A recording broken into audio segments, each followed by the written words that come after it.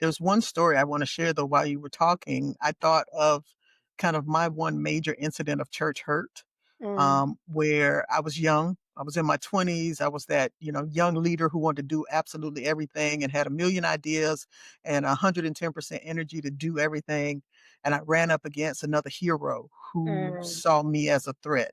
mm, And needless to say, things got a little too dicey. mhm. And that person actually set me up, and I got called into one of the infamous meetings where I was told that I did something that I did not do. Wow. And if you know anything about an African American woman who has been cornered, and my voice started to tremble, Mhm. but I promise you I wasn't scared. Mhm. It was the other side of the coin, Mhm. as I had to try to, hold in and not react in a way that I felt still would not be true to who I was. Okay. And when I left that meeting, I was so defeated. I was like, look, I'm out here. I'm just trying to do the right thing. I'm trying to, be here for Jesus and blah, blah, Mm, blah. And they're setting me up and they're lying on me. And they called me in this meeting and no one wanted to hear mm, my side of the story and no one wanted to believe me. All the hurt of yeah. kind of being the scapegoat in Mhm. the moment. And then I don't know to this day who it was, but I went outside and I think I must have just looked like I needed God in that moment. Mm, And some church member came up and she just hugged me and she prayed for me. mm, I don't know who she was. I can't tell mm. you to this day. Wow. But whatever she saw on me, God sent her to hug me and pray for me. And I believe it is that prayer that Mm, kept me connected to church wow. because I was so distraught that through no fault of my own, I was targeted.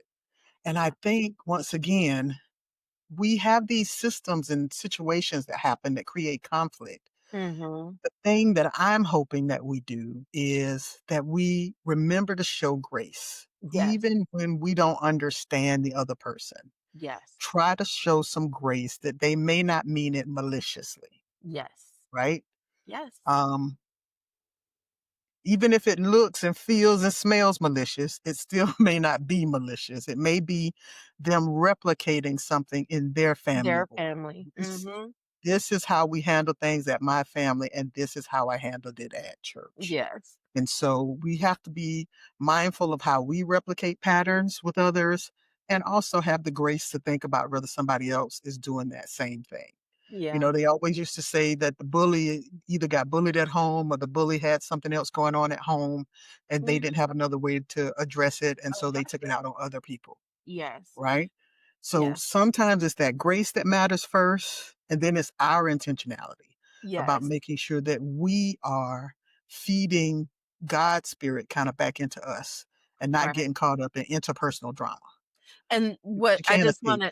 I just wanted to add to that experience that you described resonates with me, but one of the things that comes out of it for me is I believe wholeheartedly that the things that are broken in community also are healed Mhm, in community.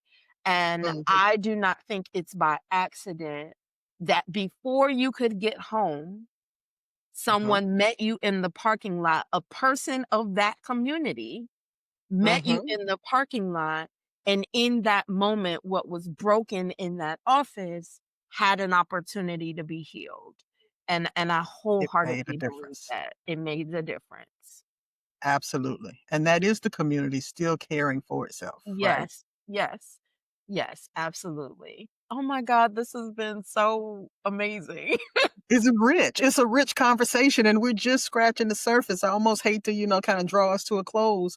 But this is a conversation that could go on and on and on because for those of us who are very active in the life of the church, Mhm. we're aware of kind of what this looks like on a day to day.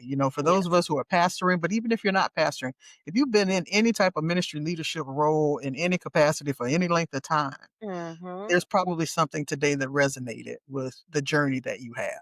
Yes. And I hope that the tips and the points and the things that we brought to the surface will bless you in your continued leadership of putting things in perspective, having that curiosity, being intentional, finding ritual if you need it, grace if you need it, intentionality if you need it, differentiating. All those things will come to the forefront when the conflict comes up, because it's not 'Cause when, it's it's coming. not if, it's when.